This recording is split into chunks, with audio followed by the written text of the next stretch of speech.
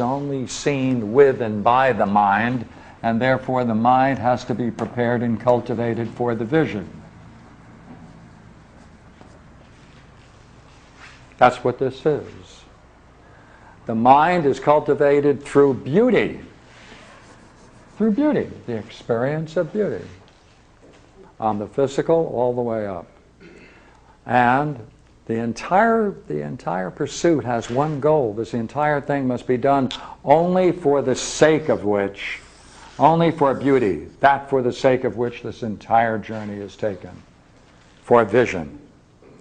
When it is achieved, that's when Socrates in the speech says, that's when man will find life worth living for man while he contemplates beauty itself.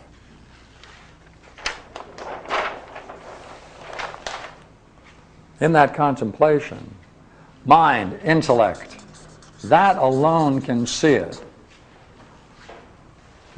In that vision of beauty, which we can describe in a few minutes, you can see why he calls it reality.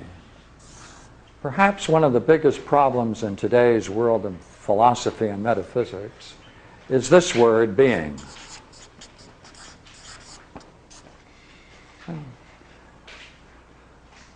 A very curious word. It takes various forms.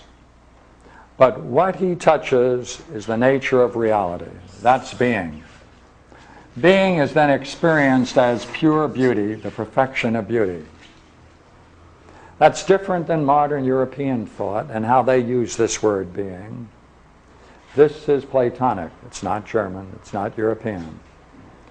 Because once you reach that stage, something emerges that is extremely important for the philosopher, for no one else. You see, out of this experience, it may be a cultivating vision, a culminating vision, a cultivated culminating vision, but there's something behind it and beyond it. Because from that, he gives birth to another birth. There are 4 kinds of birth in this speech.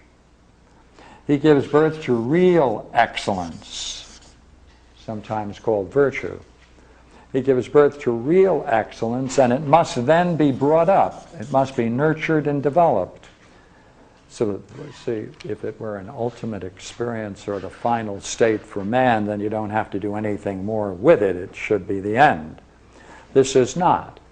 You have to do something with it. Something that emerges from this experience of the nature of ultimate reality is beauty. Something emerges from it. That's real excellence. And what do you have to do with it? You have to bring it up. And Plato in the Republic, which I think we'll go to tonight, talks about the same thing in other language, very similar, and we can then use it to highlight this so that we can see it better. Now, what do you get when you do this? Well, the end of it then is that the person, the individual, becomes a friend of God and immortal if any man ever is the way that's quoted. So, there's a vision. It's known only by the mind. It must be cultivated. There must be a practice to cultivate it, prepare it for the culminating vision. Culminating vision is of the nature of beauty itself. And through that, one recognizes that's the nature of reality. Out of it emerges something. Remember we said before, a child? This is another kind of child, you see. There's a real excellence that emerges from it, and it must be brought up, just like a child must be brought up. Same language. Now, let's see if we can now take a look at the 4 kinds of begetting and coming to birth that is mentioned in this speech of Socrates. Now, have to keep in mind there are 4. We jumped to the last one a moment ago, and that's a fun one, of course, but I'd like to review these 4. They're intimately connected with the stages. So therefore, I'm now going to read the stages in the extended form rather than in this brief form.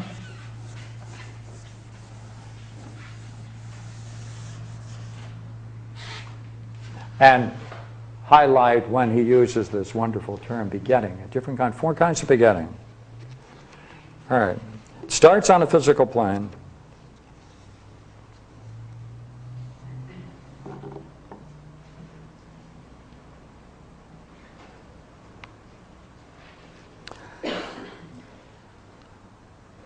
These are some of the mysteries of love, Socrates, in which perhaps even you may become an initiate.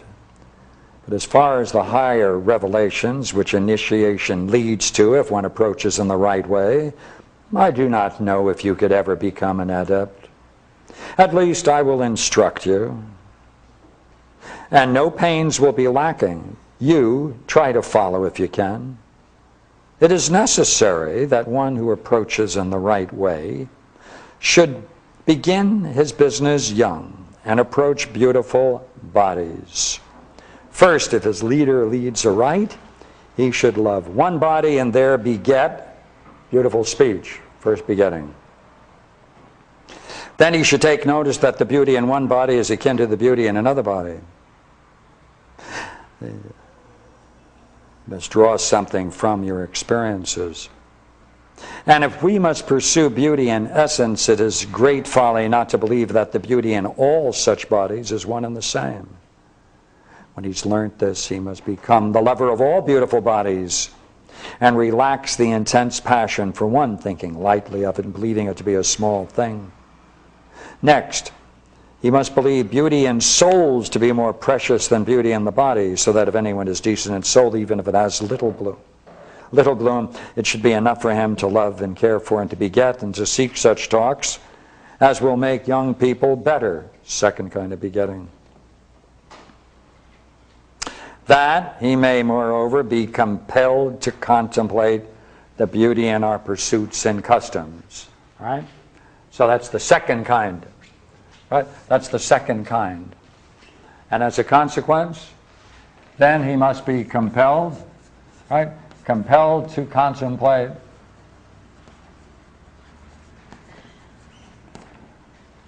our pursuits and customs. He's now directing his attention in society at what's going on around him. And he's then required to discover the beauty that's manifest in customs and in pursuits, and see the beauty there, find it in another thing. Then next, and to see that beauty is one and of the same kin, so that he may believe that bodily beauty is a small thing.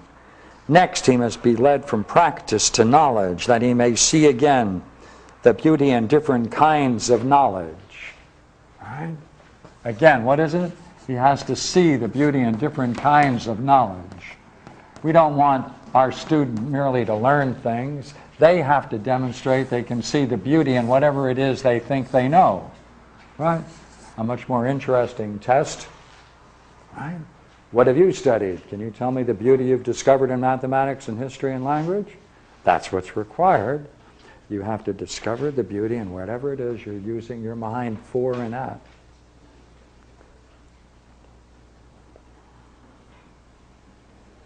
Let me go back over that. Next, he must be led from practice to knowledge, that he may see again the beauty in different kinds of knowledge.